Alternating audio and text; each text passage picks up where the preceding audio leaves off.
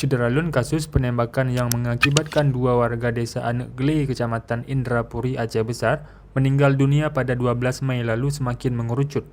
Hal ini setelah pihak kepolisian daerah atau Polda Aceh menahan aktor intelektual berinisial AW alias Toke AW Jumat 3 Juni 2022.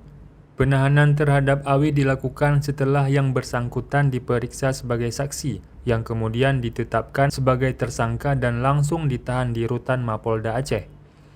Kabid Humas Polda Aceh Kombes Pol Winardi Minggu 5 Juni 2022 membenarkan penangkapan terhadap aktor intelektual penembakan di Indrapuri tersebut. Winardi menjelaskan dalam kasus tersebut AW merupakan aktor intelektual di mana ia yang memerintahkan anggotanya untuk menghabisi Maimun 38 tahun dan Ridwan 38 tahun. Ia juga ikut mendanai dan merencanakan eksekusi tersebut. Untuk hal lainnya, kata Winardi, pihaknya masih melakukan pendalaman karena masih ada eksekutor yang masih diburu, namun identitas sudah dikantongi. Untuk diketahui, Syederalun 2 petani di Indrapuri, Aceh Besar meregang nyawa setelah ditembak OTK pada 12 Mei lalu.